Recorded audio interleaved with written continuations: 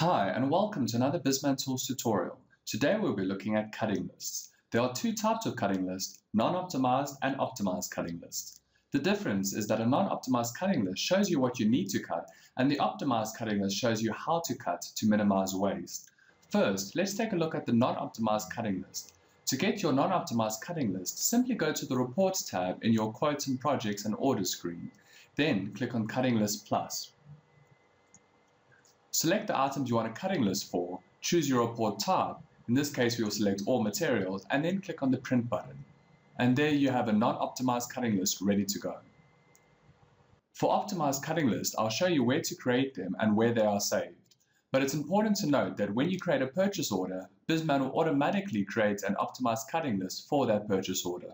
So usually you skip this step and simply view the cutting list after the purchase order created one. But it's useful to know how to create them yourself.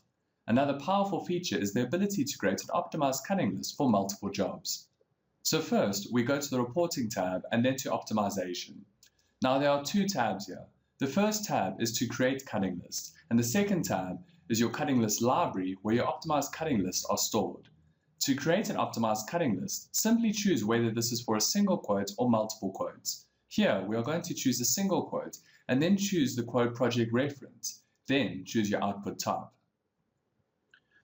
There are different types of styles of optimized cutting lists, like the bar style and showing the distribution list or not. It doesn't matter what style you choose initially, since you can run the report from your library in all different styles. So I'm going to leave the style as default. Now, when it comes to strategy, you have two options: find the best cutting list or stop as soon as you found one that beats 5%, if that's possible.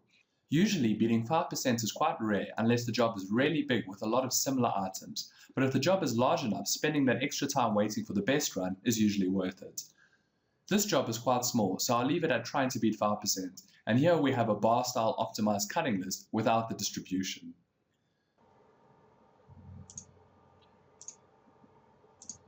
There's another thing I want to show you, and that is the Optimize Quote and Include Waste Cost button on the quote screen in the Quote Analysis tab. Now this does two things. First, it optimizes the quote project, which creates an optimized cutting list. In doing so, it's calculated what your actual waste for the job is. Now the second thing is that it applies the actual waste into your job costing. So before you pressed it, you're working on your general or item specific waste, which you set in parameters. After you press this button, it calculates your real waste percentage and then charges the customer for that. Now you usually don't want to do that because you know you can use your waste, aka offcuts, in other jobs, so there's no reason to charge your customer for it. The reason you normally use this feature is for when you're doing a job in a very specific color, like blue for instance, where you know you won't be able to use those offcuts anywhere else. So in this case, you decide to charge your customer for the offcuts as well. When you press the button, it gives you the same option as before to try and get the best optimization or the slightly faster method of trying to beat 5%. Notice how your quote price has gone up after adding the real waste into the job.